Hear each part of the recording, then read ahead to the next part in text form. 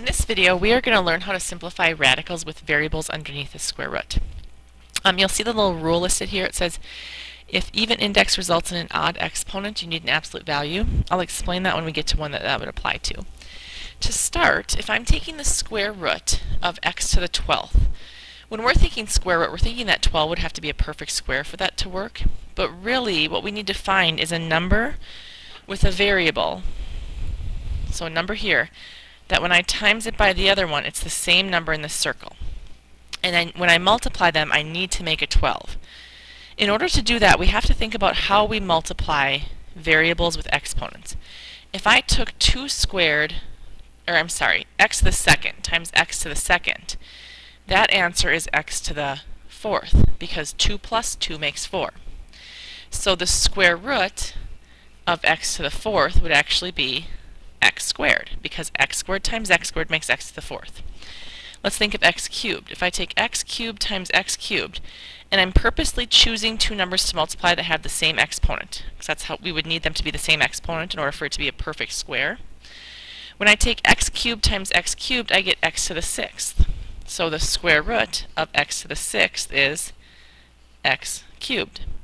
So what do you notice that they have in common? This 4 is going down to a 2. This 6 is going down to a 3.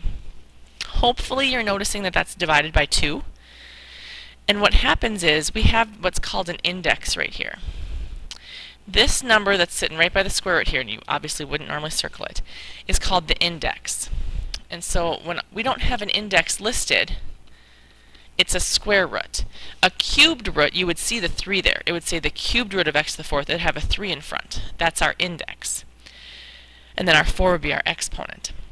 So now when we're looking at this problem, and I'm saying, what number goes in those circles for our original problem? What plus itself, the same number, would equal 12? Well, hopefully you see that that'd be 6 and 6.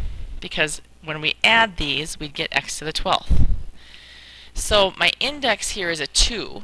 Instead of having to think that through every time, my rule would be that I always take the exponent divided by the index.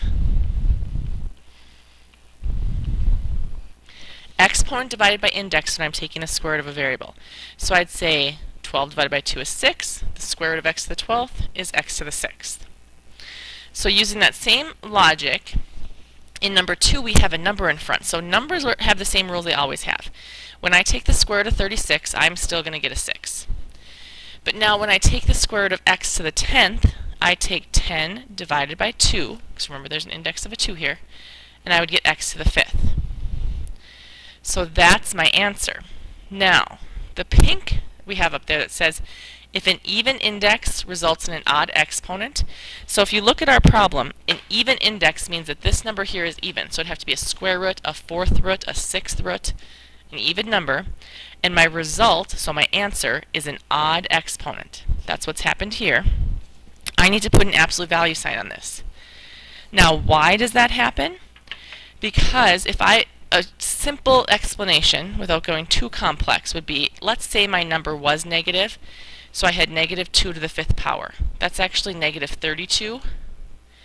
And because that original problem, x could have been under here, I can't take the square root of a negative number, and yet I can't. I mean, we will be able to, but we can't right now. So I need to put an absolute value sign around that so that I know that that x value would be positive, not negative. Whatever I plug in for x is positive, because if it was negative, I can't take the square root of a negative. That's a non-real answer. So that's why that rule's in place. You will see that on Excel Math it doesn't follow that rule, but I will expect you to follow that rule on any written homework I give you or any written tests. Excel Math just doesn't list those in their problems. So number 3, I take the square root of 4 and get 2, and then I take the 14 divided by the 2, so I get x to the 7th.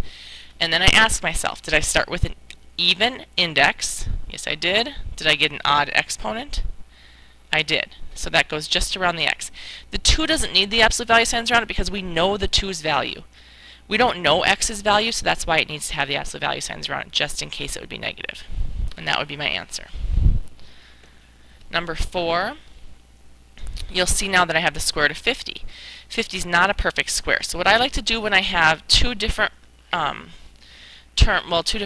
constant and a variable is I try to separate them and break them both down separately. So I'd have the square root of 50 times the square root of x to the fourth, which is the square root of 50x to the fourth. I'm going to break down the square root of 50, so I'd list its factors. Let's see, I have 25 there, so it's the square root of 25 times the square root of 2, which would give me 5 root 2. That's my simplified version. X to the fourth is a perfect square, so I'd take 4 divided by 2 and get x squared. Did I start with an even index? I did. Do I have an odd exponent? I do not. So that's as low as that can go. Now when I put them back together, everything not under the radical is written first in descending order. So I would write 5x squared. Those are both not under the radical, and I always put my numbers before my variables.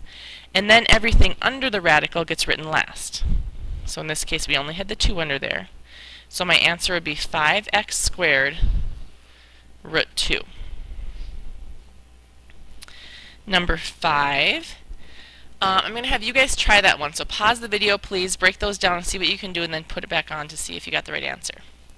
So when I do 5, I'm going to take the square root of 27, the square root of x to the 12th, and the square root of y to the 6th. 27, I know my perfect square is 9, so I have root 9 times root 3, which would be 3 root 3. So that one's as simple as it can go. 12 divided by 2 would be x to the 6th. Did I start with an even, end with an odd? I did not. So that's done. 6 divided by 2 would be y cubed.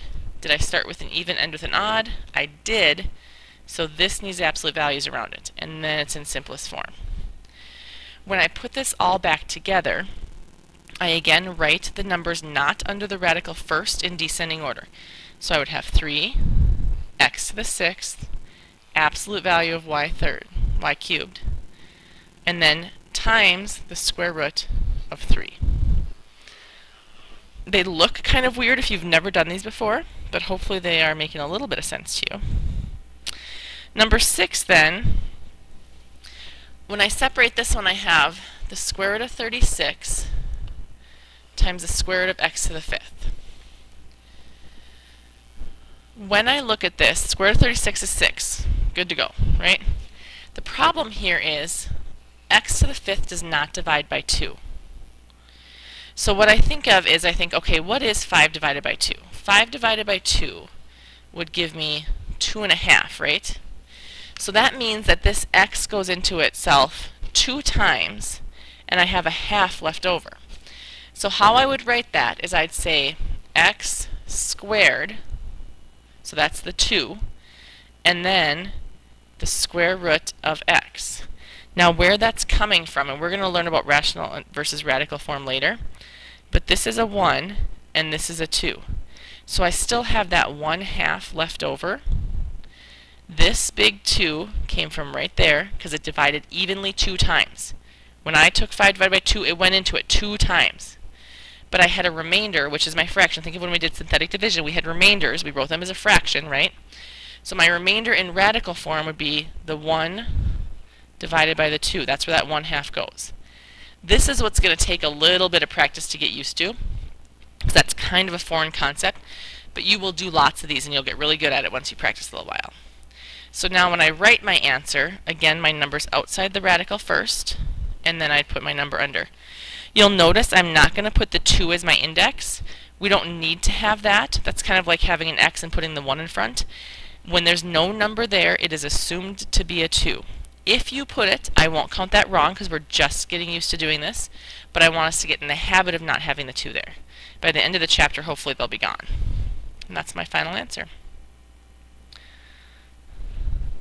So number 7, I want you guys to try this one, see if you can get the z by yourself, and then we'll do it together. So again, I'd have the square root of 49 times the square root of z cubed. This is 7. When I do my z, I notice that 3 does not divide by the 2 that's here. So this is really be z to the 3 divided by 2, right? So 3/2 is equal to 1 and 1/2 as a mixed number.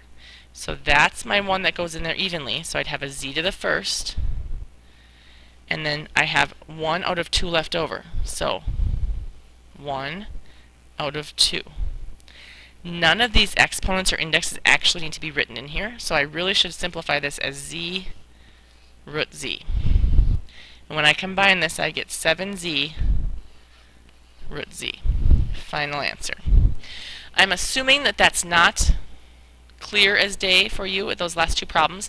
So tomorrow in class we'll do a couple like this to get the hang of it more, and we'll do some together and kind of talk about it. But hopefully that gets you a little bit of a start so you're prepared to look at those.